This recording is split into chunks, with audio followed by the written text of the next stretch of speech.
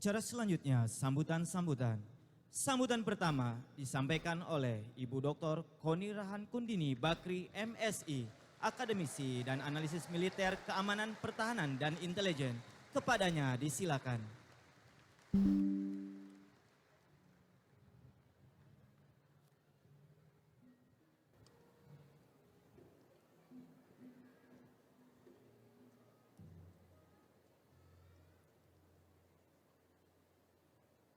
Assalamualaikum warahmatullahi wabarakatuh.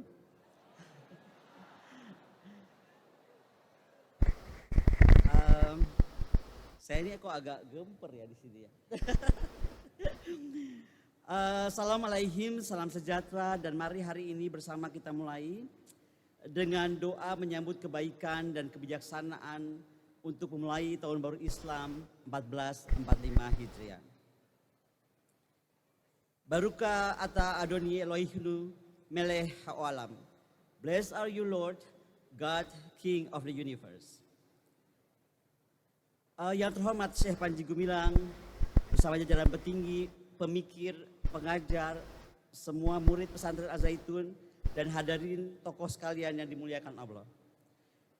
Sebelum memulai sambutan, peringatan satu syuro bertemakan toleransi, perdamaian, persatuan untuk menuju kebangkitan Blue Economy Indonesia Raya ini, izinkan saya menyatakan bahwa kehadiran saya di tengah Syekh dan hadirin sekalian adalah untuk menjalankan tugas kami sebagai guru dan pendidik.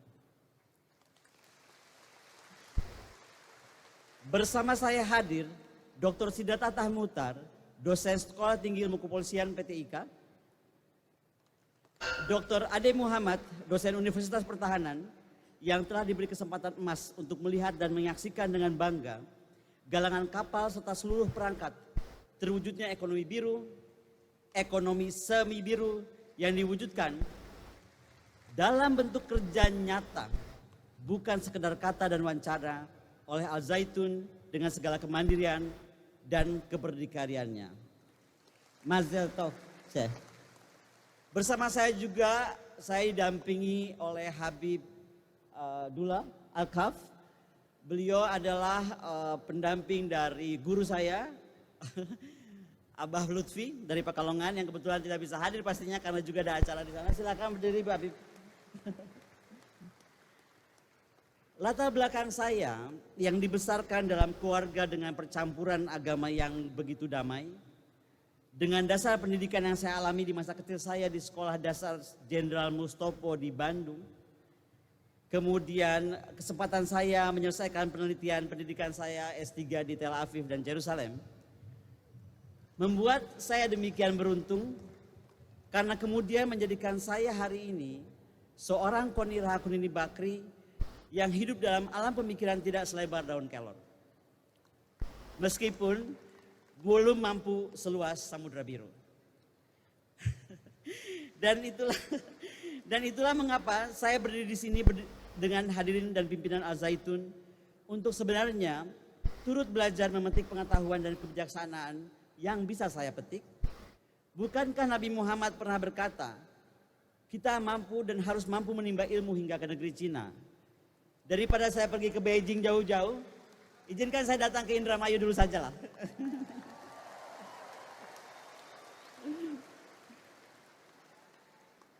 Abad pertengahan Eropa yang disusul dengan kejatuhan Emporium Romawi pada 1330 mengawali era kegelapan Eropa, dan ini adalah era di mana tumbuh berkembang gerakan anti ilmu pengetahuan. Di Indonesia, abad kegelapan terjadi karena dua hal. Ketika era kolonialisme dan kemudian kita memasuki era baru. Era sok pintar, sok paling tahu, dan sok paling benar di tengah-tengah abad smartphone yang berada di tangan 6,48 miliar penduduk dunia dengan pertumbuhan penjualan 5% per tahun, dan urutan aktif smartphone user pertama Cina, kedua India, ketiga Amerika, keempat Indonesia, kelima Rusia, dan keenam Jepang. Pertanyaannya, mengapa Cina, India, Amerika, Jepang menjadi semakin maju, kreatif, inovatif, dan bijaksana dalam penggunaan smartphone, sementara silakan nilai sendiri kemunduran tata pikir, tata adab, dan kebijaksanaan kita melalui smartphone di tangan kita.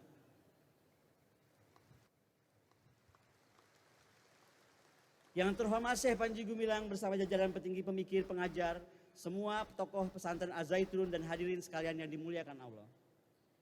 Pada awal ke-8 dimulai sebuah gerakan dari dunia Arab yang kala itu baru masuk pada era Bani Abbasiyah di abad 6 dan 7 sebelum Masehi dengan program dibiayai negara untuk translasi naskah-naskah Yunani kuno dengan gerakan Geraeko.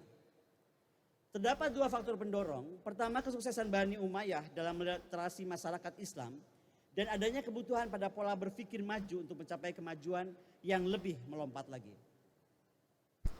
Hal ini didapatkan melalui pemahaman naskah-naskah dan arsip Yunani kuno, Socrates, Aristoteles, Plato, Pythagoras dan lainnya.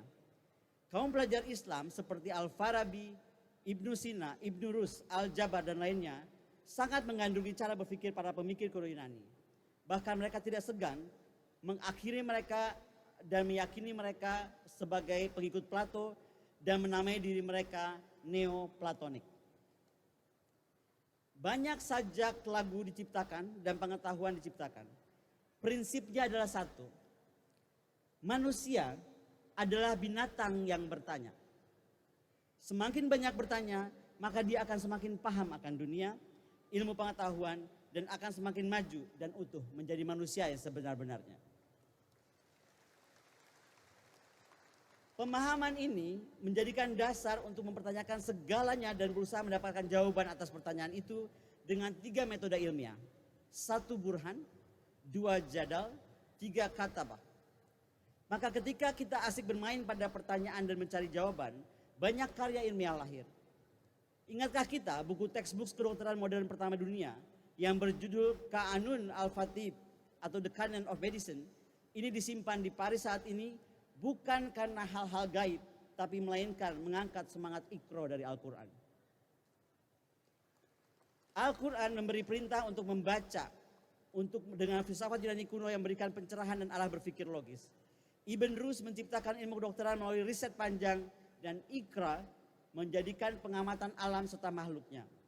Maka hasilnya bukan saja kitab kedokteran, melainkan juga desain-desain rumah sakit yang kita kenal, yang kemudian ditiru oleh Raja Prancis Louis XIV dan kemudian diambil dari rumah sakit buatan Ibn Rushd di Ankara, Turki. Indonesia hari ini memiliki sebuah visi namanya Poros Maritim Dunia, merupakan visi Presiden Jokowi dengan sebuah game changer yang mampu menandai perubahan haluan pembangunan Indonesia menuju outward looking defense dan outward looking economic. Mampu mencapai keberdikarian dalam infrastruktur, teknologi maritim, dan dirgantara, di mana ambisi maritim ini bukan saja untuk memenuhi kepentingan nasional, tetapi juga untuk mencapai posisi sebagai negara poros dalam regional dan global. Di era smart world ini, dengan senjata smartphone yang digunakan oleh kita dengan cara-cara tidak smart, kita harus berani mengakui bahwa kita telah mengalami kekosongan intelektual dan kompleksitas rendah diri terkait pemikiran, kebijakan strategis, dan kita sekarang berhenti bicara tentang ideal military posture, fleet in being, command and control, bahkan mungkin lupa bagaimana caranya kita menguasai laut. Hal di atas adalah kecacatan yang tidak membuat saja Indonesia kehilangan tradisi strategis dan implikasinya, tapi juga berdampak magnitud pada isu ekonomi biru, pertahanan, serta isu kebijakan luar negeri di tingkat regional dan global. Mengapa momen 1 Suro ini menjadi momentum penting bagi saya dan kita semua untuk berefleksi diri dengan harapan akan diikuti oleh banyak manusia Indonesia lainnya? Sejarah dapat menjadi referensi untuk meningkatkan perencanaan dan pelaksanaan masa depan. Bagaimana menggunakan perspektif sejarah untuk menyusun strategi maritim berbasis kontrol dan penguasaan ekonomi seperti yang dilakukan oleh Al-Zaitun agar mampu dengan jelas mengidentifikasi bagaimana menyempurnakan kebijakan dan strategi mencapai kepentingan nasional kita. Leluhur kita memiliki visi maritim yang tegas dan konsisten, memiliki strategi perang laut dan komit dalam mewujudkan kemampuan komando besi. Rainha de Jepara, Ratu Kalinyamat, adalah musuh yang dihormati Portugis karena armada perangnya dan pemerintahannya mampu mendukung industri galangan kapal. Dengan 1, menyediakan analisis tentang tren ekonomi, jalur perdagangan. kemudian memfasilitasi kontrak dengan aktor ekonomi dagang, mengembangkan industri biru dengan analisa informasi, dan menyesuaikan persyaratan-persyaratan yang diperlukan. Kejayaan kerajaan Gowa yang berlangsung dari zaman Raja Gowa Karayeng Tumaparasi Kalona hingga zaman Raja Gowa Sultan Hasanuddin di tahun 1669 menjadi kerajaan maritim besar selama 149 tahun. Kemudian di puncak kejayaannya ditopang oleh sebuah kebudayaan besar maritim. Di dalamnya ditemukan filsafat maritim, tradisi maritim, nyanyian laut, undang-undang kelautan, mitologi kelautan, astronomi, astrologi, seni, arsitektur, benteng, dan seterusnya. Kemudian Perang Makassar dicatat sebagai perang laut terbesar dalam sejarah CVOC, di mana kemudian ditandatangani perjanjian Bungaya yang isinya antara lain orang Bajo bukan lagi rakyat Goa tapi menjadi anggota VOC. Raja Goa harus memerintahkan rakyatnya pindah dari pesisir ke pedalaman. Raja Goa harus melarang rakyatnya mencari nafkah di laut. Rakyat Goa hanya boleh berlayar ke daerah yang diizinkan oleh VOC. Tonase kapal harus diturunkan, tidak boleh melampaui 50 ton, kemudian 30, kemudian 10 ton. Apa yang saya ketemukan di dalam kunjungan saya bersama Syekh Panji Gumilang kemarin di galangan kapal Al Zaitun, menurut saya adalah membuktikan bahwa masih bersembunyi semua semangat leluhur kita dalam aliran-aliran yang sewaktu-waktu muncul sebagai gerakan-gerakan sosial yang berskala kecil tetapi dapat menjadi masif kalau kemudian diikuti oleh yang lainnya. Yang terhormat Syekh Panji Gumilang bersama jajaran petinggi, pemikir, pengajar, semua tokoh di pesantren Al Zaitun dan hadirin yang saya muliakan. Mari kita sekarang berbicara tentang keberdikarian industri galangan kapal. Pasar pembuatan kapal global bernilai sekitar 120,6 miliar dan akan menjadi 175 miliar dolar pada tahun 2025. Secara geografis, Asia Pasifik saat ini merupakan pasar pembuatan kapal terbesar. Meningkatnya perkembangan transportasi regional juga pembuatan kapal secara signifikan mempengaruhi pertumbuhan pembuatan kapal dan Cina menyumbang 37,2% pasar pembuatan kapal global. Diikuti oleh Jepang, Tsuneishi Shipbuilding, kemudian Fincantieri, Italia, Sembcorp Marine Singapore, CIC dan CSC Cina, kemudian United Shipbuilding Corporation Rusia, kemudian GSC Rusia, dan yang terakhir menurut saya, Al Zaitun hadir dengan langkah kecil tetapi pasti dan mampu mewujudkan Indonesia Raya dengan kekuatan sebagaimana Jepang, Cina, Italia, Rusia, dan seterusnya. Tugas kita semua hari ini jauh lebih ringan. Tidak harus berperang memimpin armada laut menghadapi musuh di samudera seperti leluhur-leluhur mulia kita. Dan untuk melawan persepsi dan pengkerdilan bangsa maritim. Mari kita sekarang melawan hal itu dengan mengembalikan marwah leluhur dan mewujudkan kedikdayaan Indonesia sebagai negara poros maritim dunia. We need the maritime doer, so enough maritime talker. Sekali lagi hormat saya untuk Syekh Panji yang telah dengan demikian mandiri dan berdikari melahirkan kapal-kapal 1, 2, 3, ratusan, jutaan, dan seterusnya. Membangun secara nyata kekuatan maritim mencakup aspek keberdikarian dalam politik, ekonomi, teknologi, sosial, budaya, keamanan, pertahanan sesuai poros maritim dengan sehormat-hormatnya telah dan dimulai dilakukan oleh Al Zaitun.